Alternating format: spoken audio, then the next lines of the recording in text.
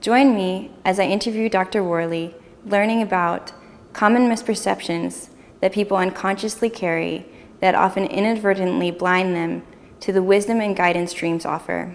Before we are done, you will learn to better remember your dreams and listen to them without prejudice, allowing their wisdom to become apparent. Thank you for joining me, Len. Jordan, thanks for interviewing me. So I've seen on your website that you've written an article about common misperceptions that steal the truth of your dreams. I'd love to ask you what inspired you to write that article. Well, this goes back probably 25 years ago. I already had my PhD in counseling psychology and had been a psychotherapist for several years, and it was not until I went into a personal crisis that I got interested for wisdom outside the psychology that I knew. And I eventually found my way to a woman that opened dreams for me. Even though I had been interested for many years, I had never found a meaningful way to understand my own dreams, even though I intuited that they contained wisdom. When I finally found the woman who became my mentor, I actually was astounded at the wisdom coming through. In fact, I remember in my early days of doing work with her that I realized, wow, this is like having two therapists. The dream is its own therapist that seems to know me far better than I know myself, diagnosing the problem from a very different perspective, and more than that, giving me unexpected solutions. That completely fascinated me. And it opened up a marvelous, strange, enchanting world. And then I tracked my own dreams. Like you said earlier, I've now heard thousands of dreams when I total up mine and the dreams of clients that I've had over the years. And I've realized that in spite of having this wisdom presented to us every night, we dream on the average at least 2 hours a night. Most people take very little time to remember their dreams, and if they do, they fail to have a meaningful understanding of them. When you look back in the history of civilization, dreams have changed really cultures, from the founding of religions to wars being fought and won, to great literature being written, music created, social change instigated because of dreams. And the question is, why is it that most of us are failing to understand our dreams in a meaningful, life-changing way? Well, I think there are common misperceptions that most of us hold, not even aware that they're assumptions. But these misconceptions actually steal the truth of a dream. So I've listed several on my website. Would you like to go through some of those? Of course. So one of the dream misconceptions that you mentioned was the pressure valve theory. What does that mean? Well, Freud still has a great influence on how we think about dreams. It was his understanding is that dreams serve the function of helping to relieve tension of unsatisfied desires, and in particular sexual desire or aggression. So if we're angry at someone we can't take it out on, or if we're attracted to someone we can or fear approaching, then this creates pressure inside. And that dreams serve the function of living out these aggressions and fantasies, you see. Mm-hmm. But this posed a lot of problems because Freud thought, well, wouldn't living out these things that are against a person's morals, what he called the superego, wouldn't this cause the dreamer to wake up, right? Because the dreamer was violating his or her own morals. And so Freud developed the idea that there's something in the psyche that will convert these desires and these fantasies being acted out and disguise them. And so he said that's why dreams seem foolish or difficult to understand, because they're actually a disguise for acting out your aggression and sexual desires. So today, most people still have this idea that that somehow dreams are revealing your hidden, unacceptable desires. Now, Carl Jung, who was a colleague of Freud, but had a very strong disagreement, and they broke apart at some point, disagreed with Freud primarily over this issue. He said that dreams were simply a part of nature, and nature had no desire or intention to deceive us. It was just being nature. And for Jung, dreams were far more than just the place where there are hidden desires being acted out. That it's dreams are a force of nature trying to change us so that we're more adapted. We become more skillful and intelligent in how to live our lives, you see. So the dream then, for Jung, takes on, you might even say this sacred intention that is far more than just a place where you can act out your fantasies in secret. So what is at stake if I'm to think of a dream as something that is a safe place for me to kind of satisfy these desires that are taboo? If you think that's what the dream is, if that's your conception, well, you're missing what the dream is. The dream is far more than that. I understood the meaning of dreams, the purpose of dreams, when I visited Cape Canaveral many years ago at the Space Center. Mm-hmm. And I saw for the first time where astronauts are trained. And of course, they're not trained right in outer space. They're trained on the ground in these facsimiles of the cockpit, and they're exposed to many different situations that potentially they'll face in outer space.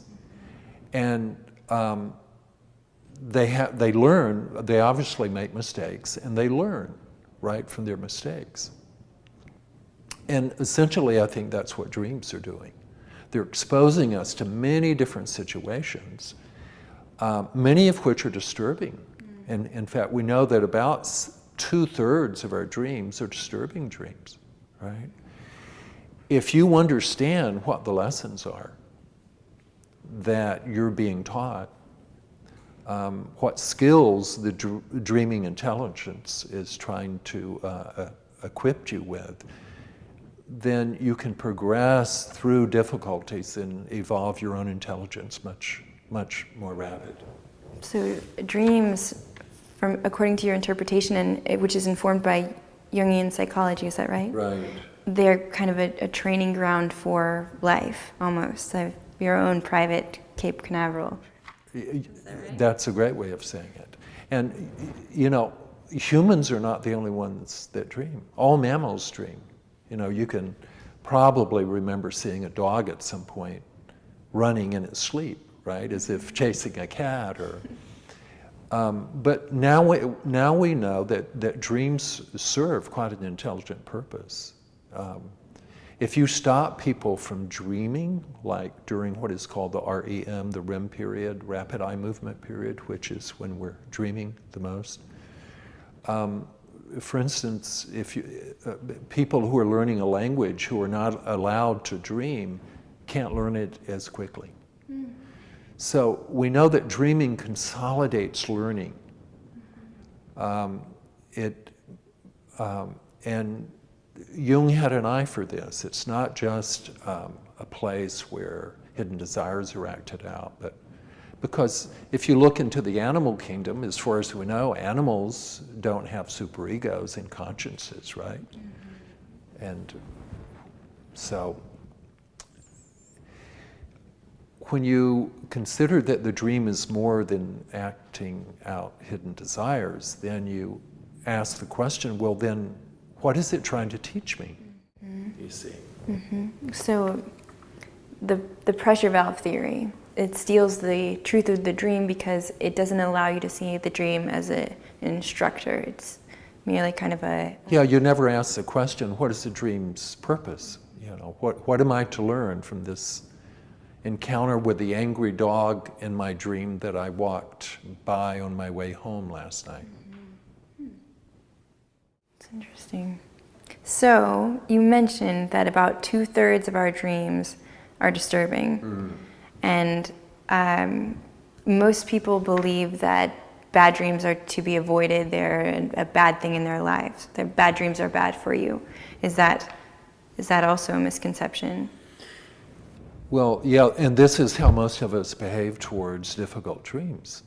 I mean, I've been following my dreams in a meaningful way for over 25 years, and I still don't like having disturbing dreams.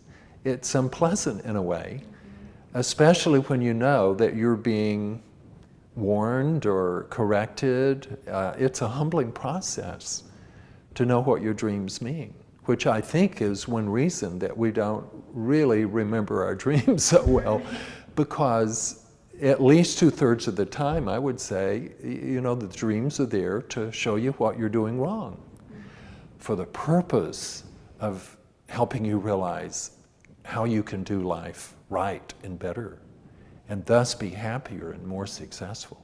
So bad dreams tell us what we're doing wrong. Well, not necessarily. Let me illustrate a series of dreams that were difficult for me, that I considered, oh man, these are bad dreams. And it happened years ago. I had just bought a car, a Volvo, after many years of driving the old VW Bugs, right? The motor was in the back. They were probably one of the unsafest cars on the road. And I was a poor student going through graduate school, and that's how I made it. I bought one after the other. So I finally graduated and had enough money to buy a bigger car, and I saw this advertisement about Volvos, and there was a huge crane that would lift a dump truck and place it right on the roof of a Volvo to demonstrate how strong it was, right? That it wouldn't cave in. And I saw this and I said, that's a car that I need after driving 3 VW Bugs. So I bought a white Volvo sedan. And I think it was about a year or two later, I had started doing dream work, and I had this very disturbing dream of coming back from an out-of-town trip on a train. And in the dream, I walk from the train station into the parking lot to get my car, and I see my Volvo with the roof torn off. And then I look to see who was responsible, and I see this young, maybe 10-year-old inner city kid running away.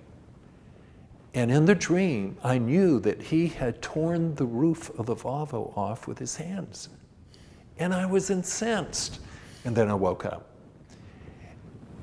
I didn't know why, but not only was I angry, but I was very disturbed about the meaning of this. This Volvo that is, to me, was a symbol of safety, was being destroyed by some force. Sometime later, I had another dream, and I was in a jungle, like the thick rainforest. That's how the dream opens, and I'm coming to a clearing, and all of a sudden I see like in a South American rainforest, my white Volvo. Only it has vines growing over it, it's beginning to rust, and nature's beginning to take it over. And I wake up frightened. I'm still not quite sure the meaning of the dream, and then maybe a couple of weeks later, there's a third Volvo dream. This time, I see the seashore, and there's my Volvo right at the edge of the water, and the tide is coming in and beginning to lap around the wheels, and I can tell it's going to be taken out. And again, I wake up frightened.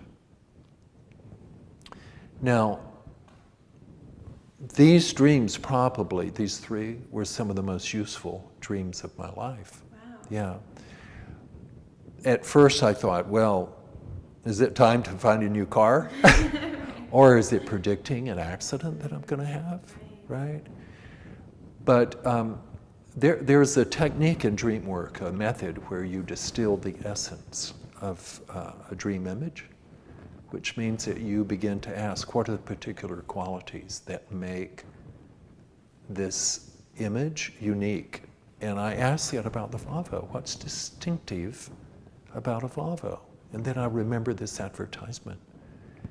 It's secure. If you ride in it, you're safe, right? In a sense, you're invulnerable, almost, right? And you're closed in, and that was my orientation in life, psychologically. But the dream was saying, in retrospect, you're too safe. You're too invulnerable. And like this young 10-year-old inner city kid who destroyed the roof with his hands, that's the way of life, because look at how he lives his life. He has to be savvy. He has to depend upon himself moment to moment in order to survive on the streets, right? That's a wisdom or intelligence for living your life, not going through life with a high value on safety and being invulnerable, right? And then I realized what the dream was announcing. It was time for me to develop parts of my personality that never got developed early on in my life. I was raised to be very good, follow the rules, be careful, don't make mistakes, because there's a lot of shame for making mistakes. It's not like how this 10-year-old grew up, I'm sure. You might say that he was a side of me coming to rescue me. The child in the dream. The 10-year-old, yeah. And the ocean and the jungle. Exactly, exactly. Nature was coming to save me from myself, from my orientation, you see. So what appeared at first to be a bad dream was these were the best things in the world for me. And once I caught the meaning, then I started taking more risk in my life. And when I remember I would be faced with a decision of doing this or that, and ordinarily I'd pull back and take the safer route. I started saying, no, let me think about this. I want to take more risks, and emotionally as well, not just be distant and emotionally controlled. So it led to many changes in my life. Good changes. Many people, well, yeah, and necessary changes. So this is a crucial issue because people coming home from war with post-traumatic stress disorder have disturbing dreams. People who've had any kind of trauma usually have disturbing dreams. And the tendency is that we want to shut these off, you see, because they are so disturbing and frightful, terrifying. But it seems that nature itself doesn't want us to cut off from any difficult experience. It doesn't want us to forget. It wants us to learn, especially from the most painful situations we've gone through, so that we can develop wisdom and more skill, and thus ultimately benefit from tragedy so that we're more adapted the next time we face similar circumstances. And even though it's unpleasant, it seems to be one of nature's ways of evolving us, to keep pressing us like in the dream. We can ignore it maybe in waking life, but in the dream when our egos are less in control, the dream presents us with situations that we have to face. But it's because something loves us that it's giving us these difficult encounters. Dreaming intelligence loves us and does not want us to skip over something vital for our wholeness and for being most adapted. So bad dreams are opportunities to evolve. That's how I... Exactly.